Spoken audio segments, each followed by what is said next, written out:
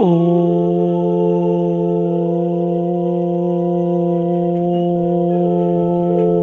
शांति। आज त्रिकालदर्शी परमात्मा शिव बाबा रूहानी ड्रिल करा रहे हैं। रूहानी एक्सरसाइज आज दिन भर करने का अभ्यास करेंगे और अपनी एकाग्रता की शक्ति को बढ़ाएंगे। लौकिक में जो हम परीक्षाएं देते आए हैं उसमें हमें प्रश्न नहीं बताया जाता है।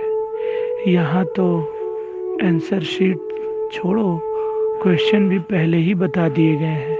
परिस्थितियाँ कौन सी, कब, कैसे और कहाँ आएंगी, यह भी शिव बाबा हमें बता देते हैं। किसी परीक्षा में ऐसा नहीं होता। ओपन बुक में भी हमें बहुत परेशानी होती है, लेकिन अलौकिक पढ़ाई जो हम परमात्मा शिव बाबा से ले रहे हैं वह अलग है, दिव्य है। तो स्वीट साइलेंस के स्वरूप में स्थित होने के लिए माया और प्रकृति पर विजय प्राप्त करना होगा। हलचल और अचल में क्या चुनना है यह हमारे ऊपर निर्भर करता है।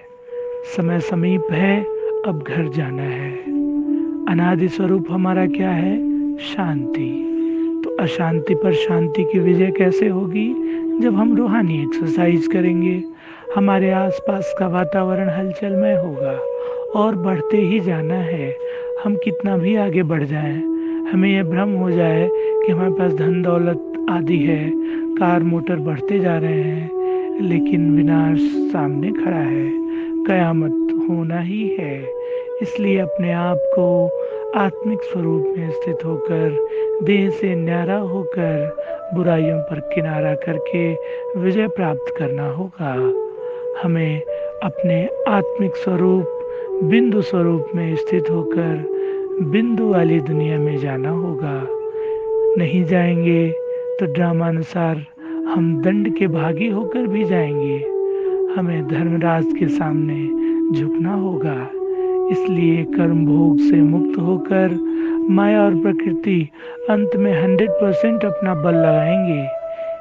और परमात्मा शिव बाबा का कहना है कि जो हलचल में अचल होगा उसकी विजय सुनिश्चित है। वह पांचवें दानवों की लाइन में लगेगा। इसलिए हमें माया जीत, प्रकृति जीत बनकर विघ्न विनाशक स्वरूप में स्थित होकर, गणेश के स्वरूप में स्थित होकर संसार को वरदानों से भरपूर करना है। कमल पुष्प समान न्यारी प्यारी अवस्था को धारण करके लोगों को आप जैसा नहीं, बाप जैसा बनाना है। बाप की जो प्रेरणा है, जो शक्ति है, वो लोगों तक संसार में, प्रकृति में पहुंचानी है और मनसा शक्ति को बढ़ाते रहना है। आज के अव्यक्त मूल्य को डबल अटेंशन के साथ सुनेंगे और उस पर विशेष ध्यान देते हुए रूहानी एक्सरसाइज करते रहेंगे और आत्मिक स्वरूप में स्थित होकर तमो प्रधान से सतो प्रधान बढ़ने की ओर एक और नए कदम के साथ आगे बढ़कर कल्याणकारी पुरुषोत्तम संगम युग को, अपने जीवन को, संगम युग के जीवन को, 84 जन्मों के ड्रामा के पार्ट को सार्थक करने का निरंतर पुरुषार्थ करते रहेंगे। ओम शांति।